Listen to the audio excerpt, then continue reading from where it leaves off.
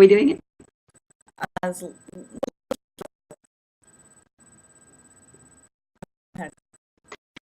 So, hello there. This is Elise Benin of Marketing Mentor, and I am here with my good friend Diana Valentine to talk about the Creative Freelancer Conference and some preparation for those who are going. So, hello, Diana. Hello! I can't wait to see everybody in Denver. Very excited. Me too. And you can see we have a little difference of climate because I'm wearing a turtleneck and Diana has a V-neck. But nonetheless, we're going to meet up in Denver. And what are we going to talk about today, Diana? Well, you and I had a great conversation the other day where we were talking about how to really help people get the most out of something so valuable as having hundreds and then at the How conference, thousands of people together who are going to be like-minded people, people we want to see, people we want to know. And obviously people are super excited. They're coming from around the world, around the country to hang out together. So I was really curious, have people thought about why they're going and what they really, really want? And the third thing that you brought up, which I think is a brilliant question to ask, is how available are you going to be during the conference, both to the conference and to people back home or your clients? So I'm really curious to talk about that and give some tips for people. I do think that third one is an important question, and it comes up for me when I attend conferences, whether I'm speaking or just attending, because, all of our plates are really full, and we're trying to do a lot of things and juggle a lot of balls and take care of a lot of different people. And with the technology, it makes it really easy to multitask, which I really hate multitasking. And so my goal in general in life is to do one thing at a time, to focus on one thing at a time. Like I'm focused right now on talking to you, Diana. I'm not paying attention to the cat on my desk or the dog in the other room or the email that is probably coming in. And so, the way that applies to a conference is I wonder if people can think in advance and prepare in advance to be as completely available to the event and the opportunities that are presented at the event as possible. Absolutely. And what I do is I am actually tell people in advance, a couple weeks in advance, so you guys have time now to plan for that, to say, I'm really not going to be answering emails or my phone between June 3rd and June 9th or whatever it is that your dates are.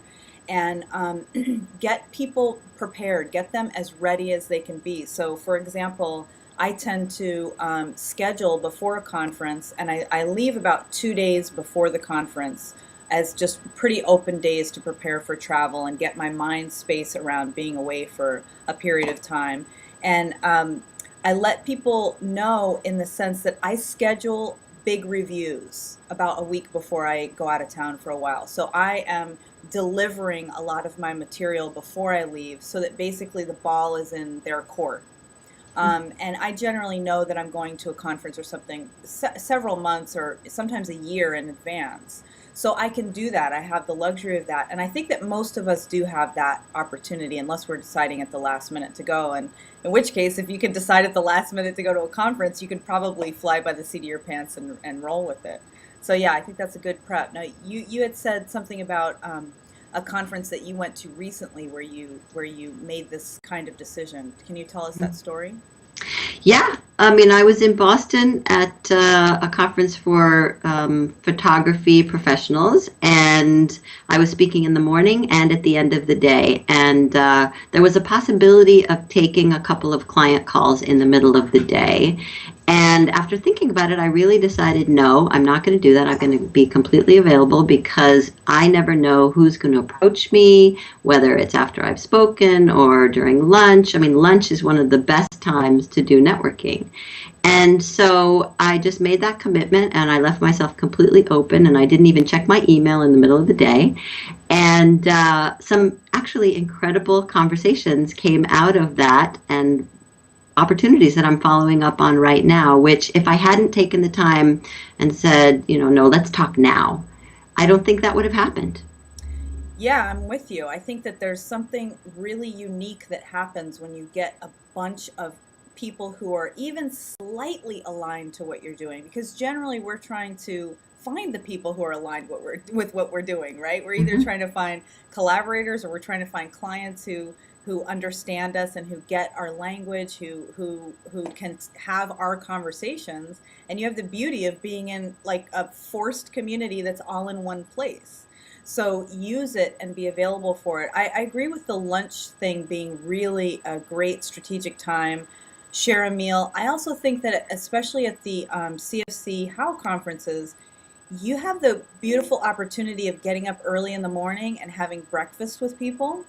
Usually the beginning of breakfast time, about an hour, hour and a half before the programming starts, it's pretty sparse in the conference areas. It's a great time to have a quiet conversation, or even decide that you're going to meet with, 5 or 6 people, and you can actually have a conversation where you can all hear each other and see each other, and you're all fresh-eyed and bushy-tailed and ready to take on the day together. So that's a good strategy too.